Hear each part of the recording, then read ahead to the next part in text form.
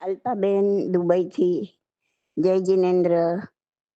તમે પૂછ્યું હતું કે મારે વિપશ્યના કરવા જવું છે, તો પહેલી વાર જાઉં છું, તો તે કંઈક સમજાવજો મને. જો અલ્પાબેન, આપણે બધા સાંસારિક દુઃખોથી ત્રાસેલા છીએ.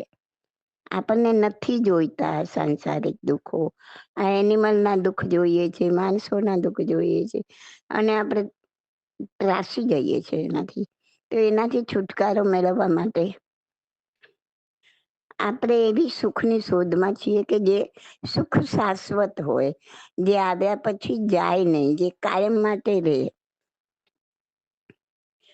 તો પેલા આપણે વિચારીએ છીએ કે આપણને દુઃખ કેમ છે, કે આપણે પહેલા કે હમણાં કે ઘણા વર્ષો પહેલા પણ આપણે એવા કોઈ કર્મો કર્યા છે, જાણતા કે અજાણતા, કે જે આપણા ઉદયમાં આવી રહ્યા છે અત્યારે, અને આપણને દુઃખ આપી રહ્યા છે.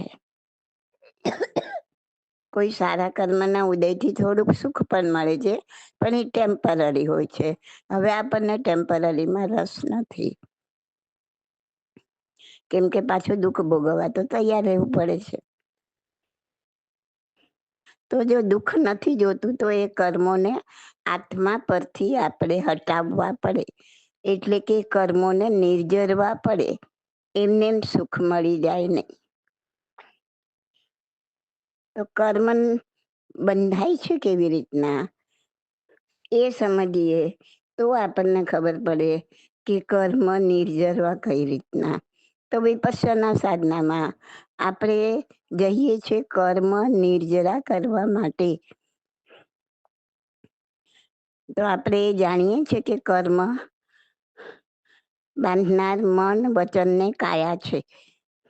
આ 3 મહારથી સિવાય કોઈ નથી કે જે કર્મોને બાંધે છે. મનથી, વચનથી કે કાયાથી જરાક પણ હલન ચલન થયું એટલે આત્મામાં કર્મો ખેંચાઈને આવી જાય છે. એને કહેવાય આશ્રવ. તો કર્મોનો આ રીતના આશ્રવ થાય છે. હવે કર્મોથી છુટકારો જુએ છે, એને નિર્જરા કરવી છે, તો એનાથી ઊંડી પ્રક્રિયા કરવી પડે. એનાથી ઊંડી પ્રક્રિયા છે કે મન, વચન, કાયાનું બિલકુલ હલન ચલન ન થાય, અને આપણે સ્થિરતામાં રહીએ. જાગ્રત અવસ્થામાં મનની સ્થિરતા રહે, તો જે બાંધેલા કર્મો છે તે ઉદીરણામાં આવીને નિર્જરી જાય. તો એના માટે આપણે આ વિપશ્યનામાં આ સાધના શીખવા માટે જઈએ છીએ કે આપણે બાંધેલા કર્મો કેવી રીતના ઉદીરણામાં લાવવા અને કેવી રીતના એને નિર્જરવા. એની દિનચર્યા પછી કહું છું, પેલા આ સમજી લો જે થીમ છે, મુખ્ય થીમ આ છે.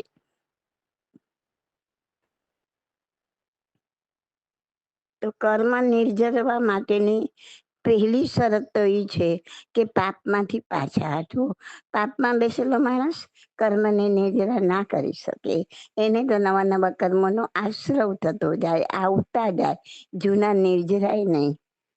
કેમ કે પાપમાં બેઠેલો માનવી, એનું મન સ્થિર થઈ જ ના શકે, અને જ્યાં સુધી મન સ્થિર ના થાય તો કર્મોની નિર્જરા શક્ય નથી. જાગ્રત અવસ્થામાં મનની સ્થિરતા કર્મને નિર્જરી શકે છે. તો વિપશ્યના સાધનામાં જશો ત્યાં કને પહેલા જ 5 પ્રતિજ્ઞાઓ લેવડાવશે. હિંસા નહીં કરવું, જે આપણે 5 મહાવ્રત કહીએ. હિંસા નહીં કરવું, ચોરી નહીં કરવું, જુઠ્ઠું નહીં બોલવું, માદક પદાર્થનું સેવન નહીં કરવું, બ્રહ્મચર્યનું પાલન કરીશ. આવા 5-7 ત્રણ પ્રતિજ્ઞા લેવડાવે છે, જે આપણે 10 દિવસ ત્યાં રહીને એકદમ સ્ટ્રિક્ટલી પાળવાની હોય છે. સ્ટ્રિક્ટલી પાળો તો તમારા આત્મા માટે છે, કેમ કે સ્ટ્રિક્ટલી પાળશો તો એ 5-6 બારીઓમાંથી આવતા કર્મો, આ પાપ કર્મો રોકાઈ જશે. પાપમાંથી બહાર નીકળશો 10 દિવસ માટે, તો તમે મૌન રાખી શકશો, તો તમે મનને સ્થિર કરી શકશો, અને તો તમે કર્મને નિર્જરા કરી શકશો. એટલે જે ધ્યેય માટે તમે ગયા છો, એ ધ્યેય પૂર્ણ કરવા માટે આ પ્રતિજ્ઞાઓને સ્ટ્રિક્ટલી પાળવી ખૂબ જરૂરી છે. આપણે આપણા માટે જ કરવાનું છે, આપણા આત્મા માટે જ કરીએ છીએ. આપણે કોઈને બતાવવા નથી કહેતા, કોઈની જોડે વાતો કરવા માટે નથી કહેતા કે અહીંથી જઈને હું કહીશ કે મેં તો આમ કર્યું, મેં તો તેમ કર્યું. નો. તો એ મનમાં એ દ્રઢતા થવી જોઈએ કે હું જો આ પાપની બારીઓ બંધ કરીશ તો જ કર્મની નેજરા કરી શકીશ. એટલે પહેલી વાત તો આ પાપ નહીં કરવા એની પ્રતિજ્ઞા લેવી. એ ત્યાં આપશે જ, એ આપણે પ્રતિજ્ઞા સ્ટ્રિક્ટલી પાળવાની. એ પછી જે અનુષ્ઠાન હોય છે, 3 દિવસમાં 3 વખત કે તમે એકદમ સ્થિર બેસો, હલનચલન ન કરો, કેમ કે કાયાનું હલનચલન બી કર્મનો આશ્રવ કરાવશે. મનથી કાંઈ પણ વિચારશો એટલે મનનું હલનચલન થઈ ગયું તો બી કર્મો આવશે. કાંઈ બોલ્યા તમે તો વચનનું હલનચલન થઈ ગયું તો પણ કર્મો આવશે. તો વચનથી કર્મ ના આવે એના માટે ત્યાં આર્ય મૌન પાળવાનું હોય છે. આર્ય મૌન એટલે કેવું મૌન કે ઈશારાથી પણ વાતો નહીં. આપણે ઘણી વાર કહેતા હોય છે મારે તો 1 કલાકનું મૌન હતું, 2 કલાકનું મૌન હતું, પણ 1 ને 2 કલાકમાં 22 વાર ઈશારા થઈ ગયા હોય તો મૌન ક્યાંથી રહ્યું? કોઈને આવ કેવું હોય તો હાથેથી કે આવી જાઓ, ના પાડી હોય તો માથું હલાવીને ના પાડો, કોઈની સામે જોઈને હસવું, કોઈને આંખના ઈશારા કરવા, એ એ બધું જ મૌનને તોડી નાખે છે. એટલે પાછા કર્મો આવવાના તો ચાલુ થઈ જાય છે, આશ્રવ તો બંધ થતો નથી. તો ત્યાં 10 દિવસ માટે આર્ય મૌન પાળવાનું છે. આ મગજમાં ફિટ કરીને જજો. ત્યાં જતા પહેલાં મગજમાં ફિટ કરજો. આ તમને જે શીખવાડવાવાળા આચાર્ય કે શિક્ષકો જે હોય એને તમારે કંઈ પ્રોબ્લેમ બોલાવે તમને અને તમને પૂછે તમારો શું પ્રોબ્લેમ છે, તો તમે એટલું બોલી શકો છો, એ વાત કરી શકો છો. બાકી બધું જ એ રીતના ગોઠવાયેલું હોય છે. ગરમ પાણી હોય, ઉકાળેલું ઉકળતું પાણી પણ હોય, જમવાનું પણ હોય, બધું બુફેની જેમ ગોઠવી દીધેલું હોય. એના ટાઈમ ટુ ટાઈમ તમે જાઓ, તમારી જાતે જે જુએ એ લો, જમી અને આવી જાઓ. એમાં કોઈની જોડે વાતો કરવાની જરૂર હોતી નથી. અમુક સમય આપે છે તમને તમારા પોતાના માટે નાહવું ધોવું, તૈયાર થવું, રાઉન્ડ મારવા. એમાં પણ 2 સાધક અથવા તમારી સાથે જે બીજા કોઈ સાધક આવ્યા હોય એ સામા મળે તો એની સામે જોઈને હસવું નહીં. કોઈ ઈશારાથી વાતો જ નહીં, નીચી નજર કરીને ચાલ્યા જવાનું, જાણે ઓળખતા જ નથી, જાણે કોઈ દી આપણને મળ્યા જ નથી. આ 10 દિવસ પછી તમે તારે કરજો વાતો. એ પછી એ જેટલી ઓછી કરશો સાધના વધુ થશે. પણ 10 દિવસ તો નહીં, નહીં ને નહીં જ. સિવાય કે તમને ખાસ કોઈ વસ્તુની જરૂર પડી અને તમારે કાર્યકર્તાને કાંઈ કહેવું પડે કે ઈશારાથી બતાવવું પડે કે માથું બહુ દુખે છે કે બામ જોઈએ છે કે એ વસ્તુ અલગ છે. એવી થોડીક છૂટ એ આચાર્ય પાસેથી લઈ લેવાની. જો એ રજા આપે એ પ્રમાણે કરવાનું, એમને પૂછીને કરવાનું. પણ તમારી જાતે ને જાતે વાતો કરવા લાગી દેવાનું નહીં. તમારી સાથે તમે પહેલી વાર જતા હોય તો કદાચ રૂમમાં 2 કે 3 જણ પણ હોઈ શકે. તો રૂમ પાર્ટનરની સાથે પણ બિલકુલ વાતો નહીં. સામું જોવાનું જ નહીં, જોઈએ તો કંઈ થાય નહીં. સામું જુઓ તો તમને કાંઈ ઈશારો કરવાનું મન થાય. મોબાઈલને તો બધું પહેલેથી જ એ લોકો લઈ લેશે, સરેન્ડર કરી દેવાનું હોય છે. એટલે મોબાઈલ પર વાતો થાય નહીં. બાકી પેપર કે એવું કંઈ હોય નહીં. કોઈ વાંચવાની વસ્તુ લઈને જવાની નહીં. કારણ કે વાંચન કરો એટલે મનનું કાર્ય ચાલુ, મનથી આવતા કર્મો આશ્રવ ચાલુ. 10 દિવસ માટે તમે બધું જ છોડી દો. મન વચન કાયાને સ્થિર કરવી છે એ ધ્યેય રાખો. વાંચન પણ નહીં, કોઈ રટણ પણ નહીં, કાંઈ જ નહીં.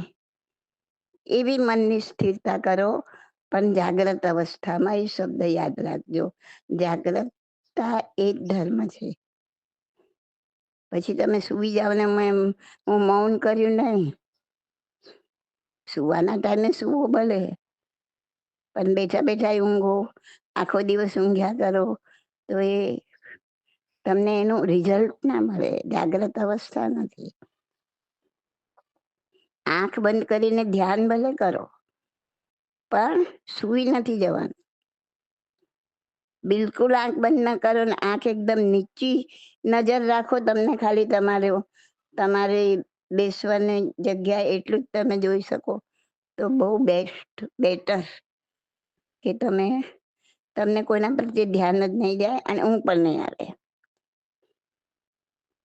ચલો, તો આટલું સમજી ગયા હશો તમે.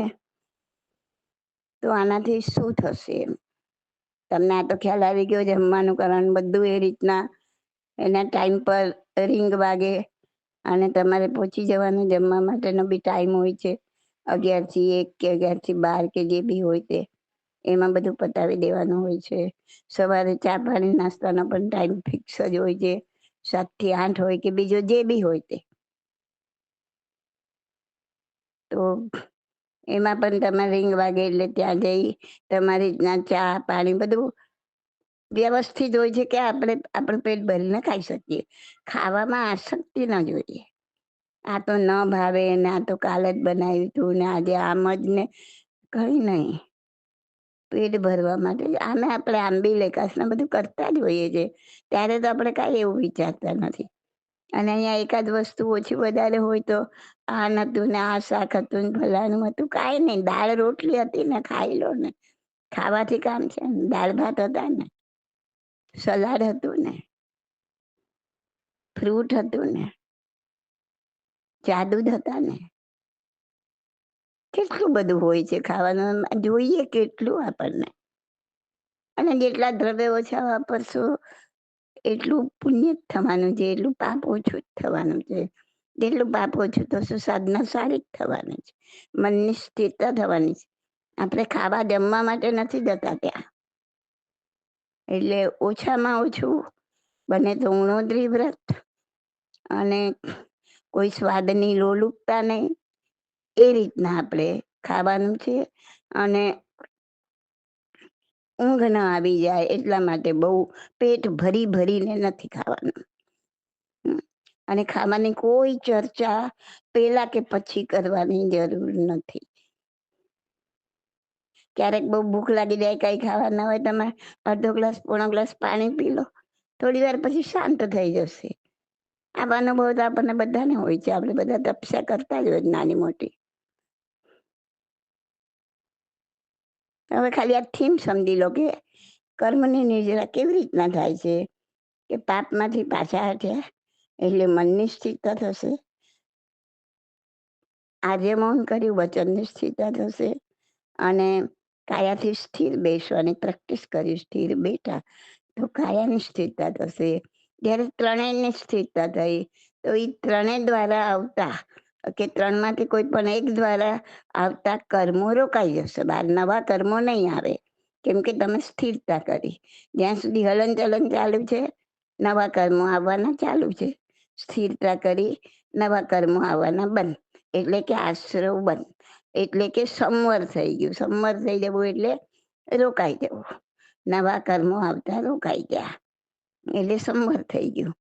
હવે આશ્રવ બંધ થઈ ગયો, નવા નથી આવતા. પણ આત્માને તો કર્મ જોઈએ જ ને. કર્મ વગર તો આત્મા રહે જ ને, મુક્ત થઈ જાય. જો કર્મ નથી તો આત્મા મુક્ત. એટલે હવે જૂના નથી તો નવા નથી આવતા તો જૂના વાપરવાનું ચાલુ કરશે. બરાબર ને? આ શરીરને તમે ખોરાક ના આપો એટલી વાર એ કઈ ખોરાક વગર નથી રહેતું. જેવું તમે બહારથી ખોરાક આપવાનું બંધ કરો કે અંદર જે ચરબી રૂપે સંગ્રહ કરીને રાખ્યો છે એ વાપરવાનું ચાલુ કરે ઓન ધ સ્પોટ. તમે એમ થાય કે હું 12 વાગે જમીને બહાર ગઈને સાંજે 6 વાગે આવીને જમી, ત્યાં સુધી તમારું શરીર 12 થી 6 ખોરાક વગર રહ્યું નહીં.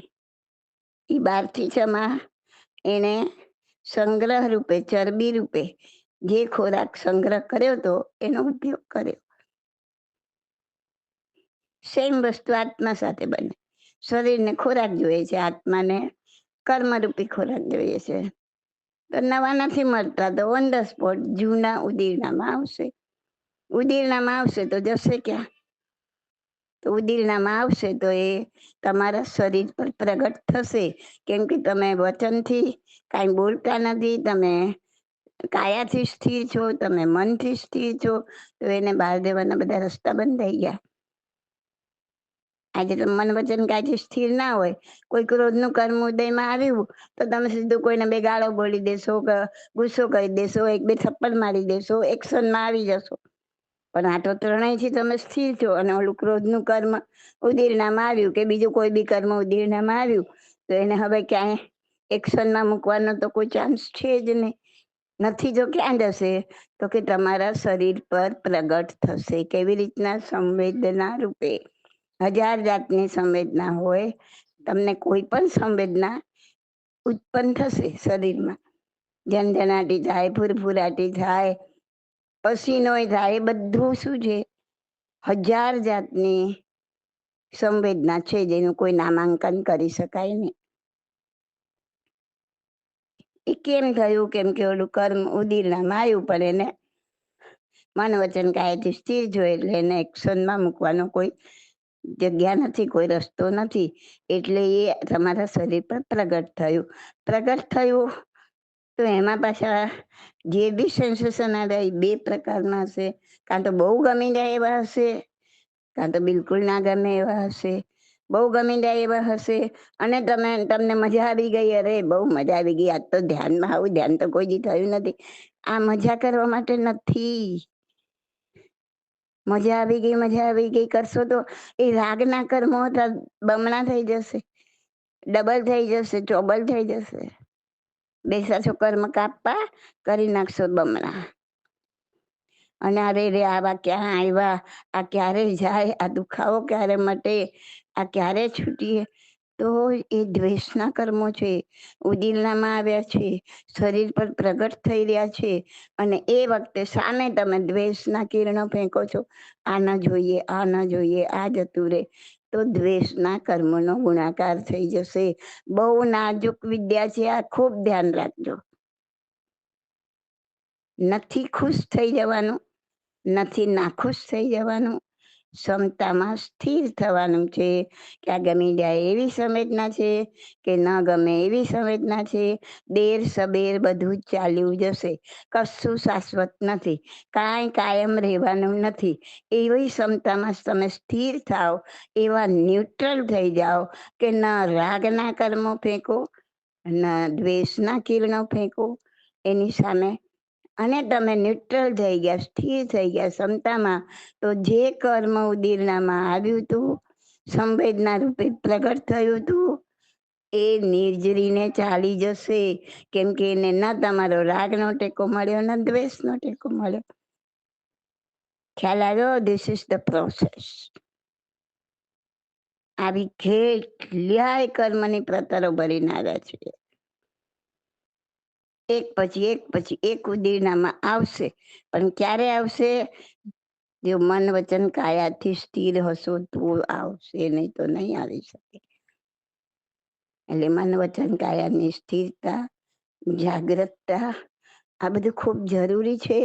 બધું પ્રેક્ટિસ થતા થતા થશે. તો આ સંવેદનાઓ કેવી રીતના જોવાની, મનને કેવી રીતના સૂક્ષ્મ બનાવવાનું, એ સૂક્ષ્મ મન દ્વારા કેવી રીતના આપણા પગની પાનીથી માથાની ચોટી સુધી આપણે અંતરયાત્રા કરવાની, અંતરયાત્રા કરતા કરતા કેવી રીતના કર્મને નિર્જરવાના, એ બધું બાય એન્ડ બાય ધીમે ધીમે તમને આ વિપશ્યનામાંથી શીખવા મળશે. જો તમે સિન્સિયર થઈને આ શીખશો, આ કરશો, તો તમને એટલો બધો ફાયદો થશે, કર્મની નિજરા થશે, કર્મથી છુટકારો થશે. આ બધા આડા સ્વભાવ બન્યા છે એ કર્મોને લીધે. જેમ જેમ કર્મની પ્રતરો હટતી જશે એમ એમ આત્માના આત્માનો ઉઘાડ થશે, આત્માનો પ્રકાશ બહાર આવશે અને ખરા અર્થમાં તમારું ધ્યાન થશે, તમારા કર્મની નિર્જરા થશે, ખરા અર્થમાં તમારો આ રસ્તો તૈયાર થશે ઉપર જવાનો.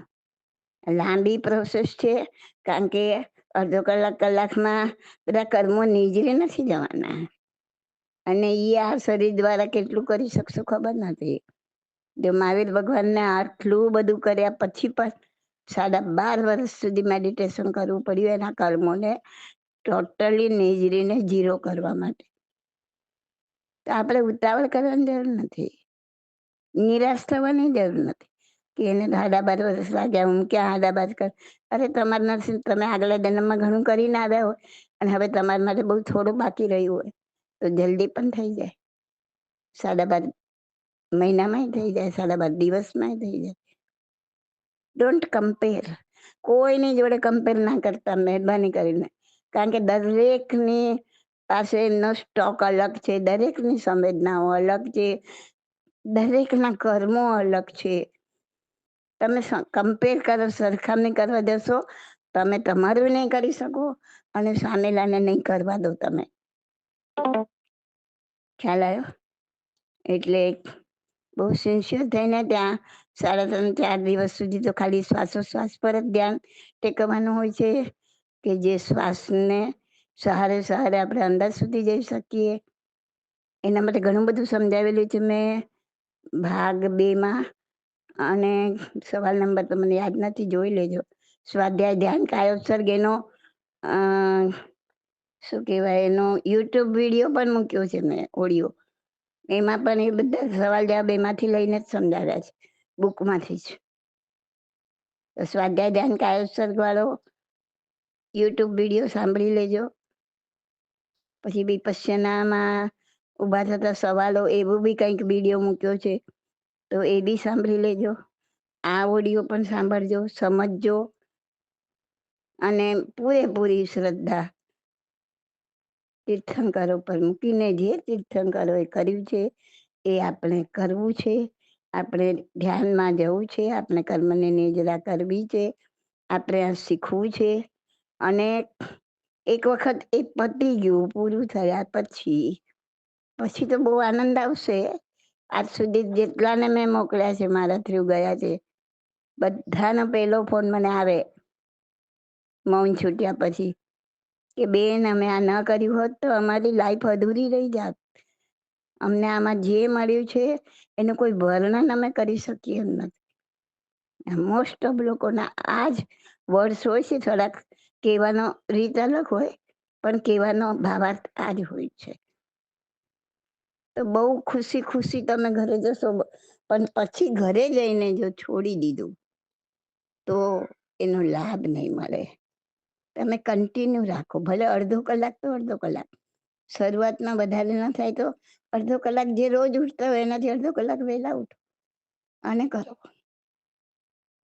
અને જો બની શકે તો અડધો કલાક સૂઈ જતા પહેલા જો રોજનું 1 કલાક ધ્યાન થઈ ગયું, આ રીતના જે રીતના શીખવાડ્યું છે એવું, અને 2-3 શિબિરો થઈ ગઈ તમારી, તો તમને એકદમ એનો હથોટી આવી જશે, આવડત આવી જશે અને પછી તમે બહુ ઇઝીલી કરી શકશો.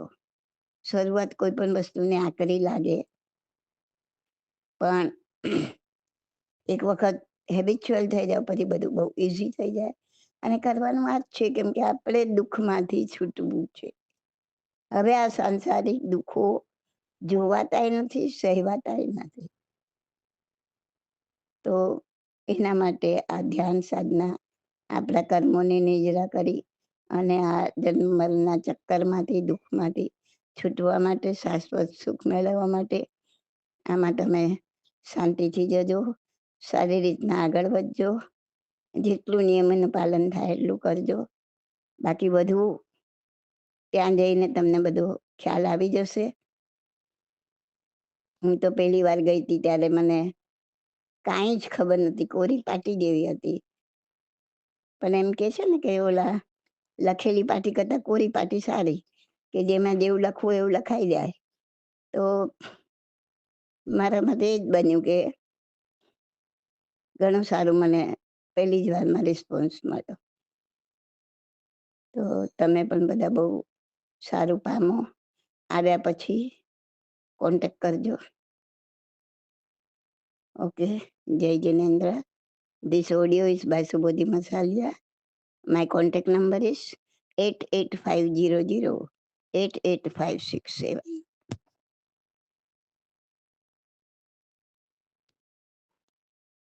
શરૂઆતમાં તો ફક્ત આવતા જતા શ્વાસને જોવાનો હોય છે, નથી એને વધારવાનો, નથી ઘટાડવાનો. જેવો છે તેવો ખાલી એને ફક્ત જોવાનો છે આપણા મનથી કે આ શ્વાસ આવ્યો અને શ્વાસ ગયો. એની ગણતરી પણ નથી કરવાની. અને હજી 2-5 શ્વાસ નહીં જોયા હોય ત્યાં તો મન ભાગી જશે ક્યાંક બીજે. શરૂઆતમાં તો એવું જ થશે. પાછું એને પકડીને લઈ આવો કે આટલું નાનું કામ સોંપ્યું છે, ખાલી શ્વાસને જોવો. એટલું બી નથી થતું. એટલે શ્વાસ ઉપર ધ્યાન આપો. શું કામ? તમે મને સવાલ કરશો કે એવું શું કામ, તો એના બધા ઘણા બધા રીઝન છે. એનું બધું ડિસ્કશન હું અહીંયા નહીં કરું, પણ આપણે આપણા વિકારો સુધી પહોંચવું છે. તો વિકારને અને શ્વાસને ગાઢ સંબંધ છે. તમે જુઓ, ક્રોધ આવે તો શ્વાસ કેટલો ફાસ્ટ થઈ જાય છે, ઝડપી થઈ જાય છે. ભય વિકાર આવે તો શ્વાસ ધ્રુજવા લાગે છે. તમે એક વિકાર સાથે જુઓ તો શ્વાસની ગતિ બદલાતી જાય છે. તો વિકારો સુધી પહોંચવા માટે શ્વાસ એક રસ્તો છે, એક માર્ગ છે. શ્વાસને ઉપર મન ટેકવવાથી, શ્વાસ ઉપર ધ્યાન રાખવાથી જે આપણું મન બાહ્ય ભાગી રહ્યું છે, ચારે બાજુ બહાર જ્યાં ભાગી રહ્યું છે, એ એના પર ટકશે કે ભાઈ આ જ કામ કરવાનું છે, આ શ્વાસને જોવાનું છે, આવે છે, જાય છે, બસ. એટલે ઓલો કેમ તોપાની છોકરો ચારે બાજુ ભાગી જતો હોય તો એને પકડીને બેસાડવા માટે આપણે એને કંઈક કામ સોંપીએ. પછી કામનું કામ હોય કે ના કામ હોય, આપણે એને કહીએ કે આ ડબ્બામાંથી બધી ગોટીઓ છે ને બધી આમાં નાખે, એક એક કરી થઈ જાય તો શું કરું, પાછું ઓલામાંથી આમાં નાખ. કેમ કે એને એક જગ્યાએ ટેકવવો છે. એમ શ્વાસને આપણે એક જગ્યાએ ટેકવવો છે. અને ટેકવવા માટે આપણે મનને એક જગ્યાએ ટેકવવું છે. અને એક જગ્યાએ મનને ટેકવવા માટે એને આ કામ સોંપીએ છીએ કે ભાઈ તું શ્વાસને જો. કારણ કે શ્વાસ એક એવી ચીજ છે કે જે કાયમ તમારી સાથે જ છે. આપણે એને કહીએ કે તું મૂર્તિમાં ધ્યાન રાખ, પણ તમે ખસ્યા મૂર્તિની બાજુમાંથી કે મૂર્તિ તમારી બાજુમાંથી બીજે કોઈ લઈ ગયું તો પાછું ધ્યાન વિચલિત થઈ જશે. તો એવી આ એક જ વસ્તુ છે. શ્વાસ આપણો 24 કલાક આપણી સાથે જ રહે છે.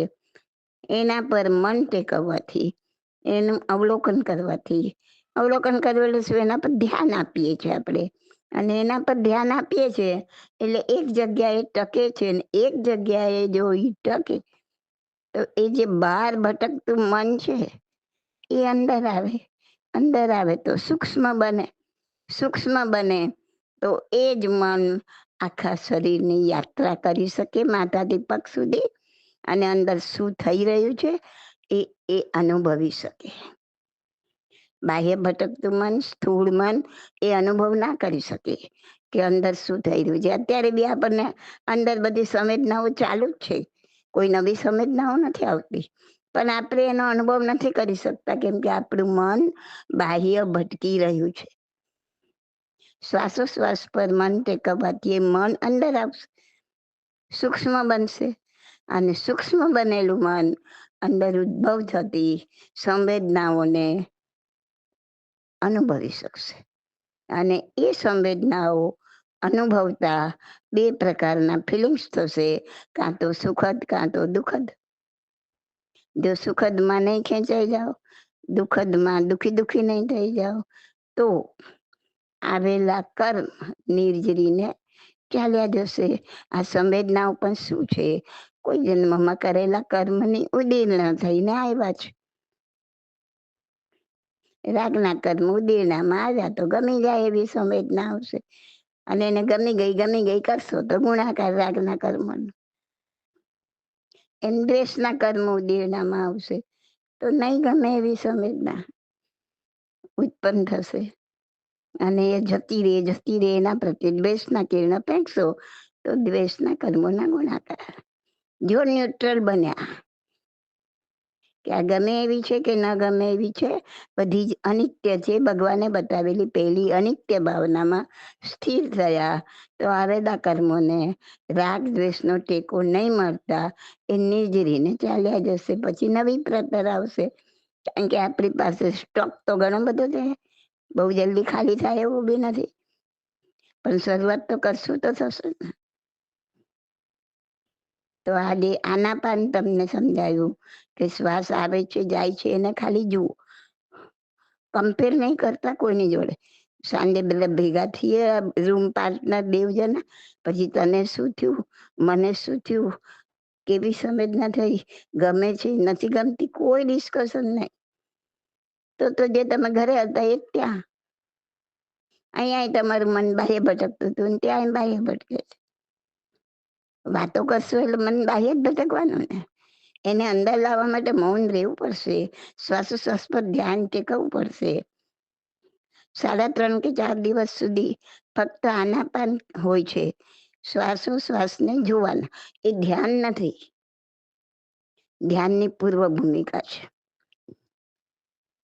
અને એમાં મન સૂક્ષ્મ થાય પછી વિપસ્સના વિદ્યા આપવામાં આવે છે કે કેવી રીતના શરીરની માથાથી પગ સુધીની યાત્રા કરવી. ખ્યાલ આવી ગયો? તો આ બધું સમજણ સાથે લઈને જજો અને તમારું જે પોતાનો અનુભવ છે એ પ્રમાણે તમે આગળ વધજો.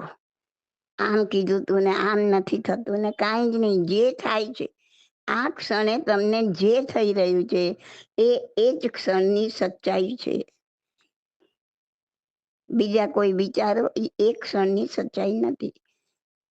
અત્યારે અહીં આ સંવેદના મળી રહી છે તો એ આ ક્ષણની સચ્ચાઈ, નથી મળી રહી તો નથી મળી રહી, તો એ પણ આ ક્ષણની સચ્ચાઈ છે ને સ્વીકારો.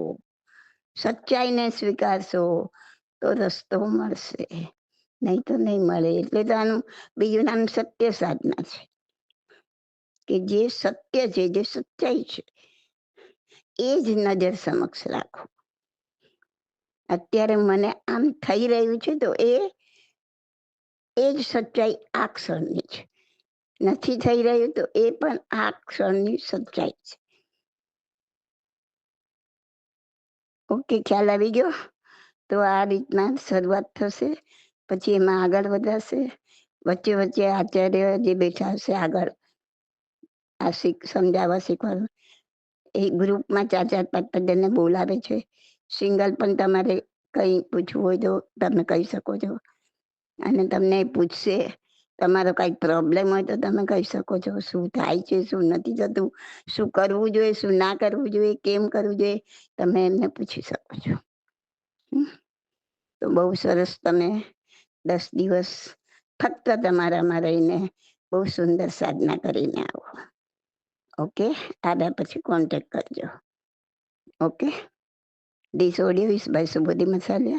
My contact number is 88500 88567.